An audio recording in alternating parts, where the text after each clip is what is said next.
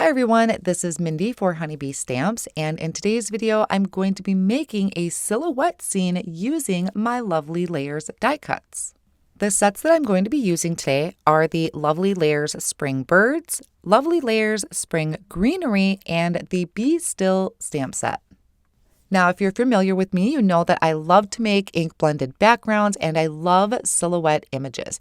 And I was really in the mood to create a silhouette scene, but I also really love the Lovely Layers die cuts. So I decided to create my own silhouette scene using the die cuts and die cutting them from black cardstock. So I picked out a few of the greenery from the Lovely Layers Spring Greenery set, and I'm just holding them down with Easy C tape so I can die cut these from the black cardstock. I will be die cutting them twice so that I can layer them up. I'm also going to place that outline, or this is like a base layer of that spring bird, so that I can use that as a silhouette as well. So after I run these through my die cut machine, I'm going to take my craft pick and just poke out any little pieces that may have been left behind so that I can prepare them for the front of my card.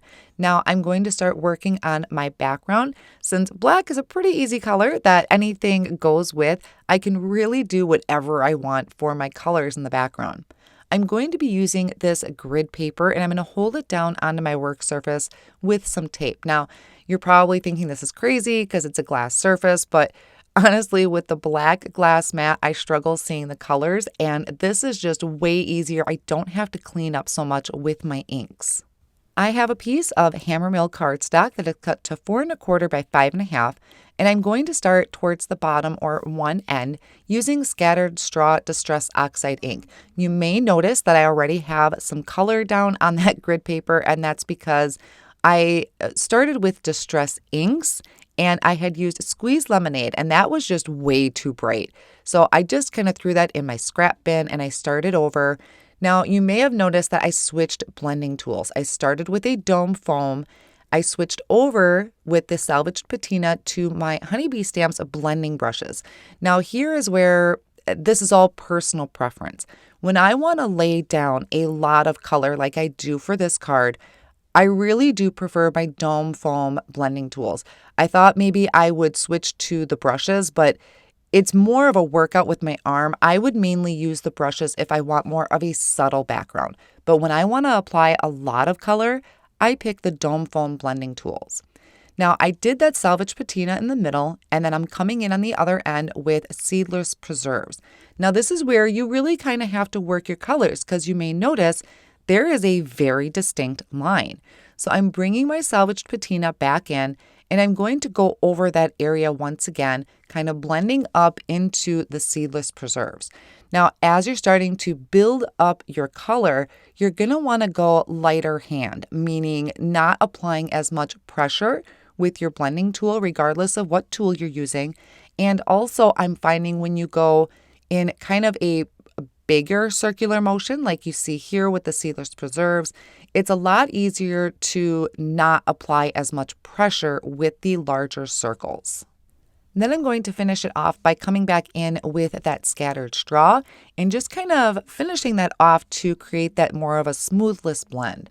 Once I'm happy with my background, I am going to add a little bit of interest and texture to the background by taking some water and picking that up with my paintbrush. Because oxides react really well to water, I'm going to flick some of this water onto the background. And you're going to see, especially in that darker color, how that water really reacts and kind of creates those little speckle areas. I'm going to pick up the excess water with my paper towel, and then I really wanted some speckles to just really pop from the background. So I'm going to bring in a white paint. You can use whatever white paint that you like to use for splatters. I diluted it with a little bit of that leftover water just to make it easier to pick up with my paintbrush, and then add these flicks of white. I also think gold splatters would look really good on this too. Then I'll take my background and just set it off on the side to dry and work on a sentiment. Now the sentiment, like I mentioned, is going to come from this Be Still stamp set. There is a sentiment on here. I've used it numerous times, and that's just mainly because I think it has a beautiful message. It says something along the lines of, the world is a better place because you're in it. I think it's just a very friendly greeting, very uplifting and encouraging. So I'm stamping this on Hammermill white cardstock using my Honeybee Stamps Intense Black ink, stamping it twice to make sure it's giving me a really nice dark impression. Then I'm going to line up the coordinating die, hold that down with a low tack tape, and run that through my die cut machine. I also die cut it 2 more times, and I'm going to layer this up using my precision tip glue. This is just going to add a little bit of dimension and stability behind my sentiment, and it's a lot easier to build up the dimension by layering it with cardstock versus trying to cut a bunch of thin foam squares. I had mentioned earlier when I was die cutting my greenery that I was going to be die cutting it twice. And this is why I'm going to be layering up these pieces as well. So each piece that I die cut, I cut out 2 of them so that I could add that liquid glue to the back and then attach these. This also is going to build up that stability. You could see some of these pieces have some really fine lines. So I went through and did that for all the pieces, including my bird. Now that all of my die cut pieces and my sentiment are ready, I can start figuring out the placement. So I always start by just kind of laying everything out first. Once I'm happy with it, then I come in and start gluing it down. It probably would have been a lot easier if I would have used something like press and seal, but I didn't think of it at the time. So this always works for me, where I just lay everything out and then starting in the back. So the piece that goes furthest in the background is what I start gluing down. I added a little bit of that glue and then just start building up the scene. Now, some of these pieces, like this larger leaf, I maybe could have added some foam squares to because the leaves are big enough. And it does overlap the stem just slightly. So there is going to be just a little bit of a bump where it is uneven. But being that it's all black, I don't think anyone's really going to notice unless they're actually touching the card. So I'm going to continue adding my glue and attaching my pieces, and you can see that I'm starting to have it trail off a little bit, kind of going down and off the card. I think that just helps draw the eye in. Everything is not so completely filled in. It's giving me a little bit of space. And then finishing off with my bird towards the top. So I really did kind of take that into consideration that my bird is a fairly large size. So I wanted to make sure to fit most of that in. Then once that's done, I'm going to flip the cardstock over and I'm going to trim off any of that excess that's overhanging because I don't plan on trimming this card panel down. I'm going to leave it all as is. And then for the sentiment, that actually took me some time to decide where to actually put it. I most likely would have put it in that top right-hand corner if I hadn't added the bird. I kind of fiddled around.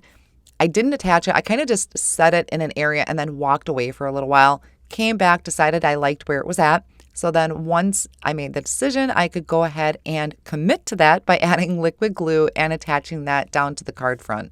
Now this looks great as is. I love that dark black cardstock on my blended background, but I thought I would step it up a little bit. And normally the way I do that is taking a white gel pen. Now, sometimes it can be a little scary because if you add some white highlights where you really don't like it or just didn't work out the way you thought, in this case, it's super easy because I can just die cut another piece of black cardstock and add it on top. Most of this I was really happy with. The bird was a little scary because I wasn't exactly sure how that would look. I did end up being okay with where I put the highlights. Maybe I would have put them on the belly, not really sure, but I was going to leave it. I was really happy with the background and I was very excited that this idea worked out to use die cuts to create my silhouettes. I may have to dig through my other lovely layers sets and see if I can create this same type of silhouette look. And maybe you have some in your stash that you could give this technique a try. That finishes off my card project for today. I hope you enjoyed it. The supplies used will be listed down below in the video description. Thanks so much.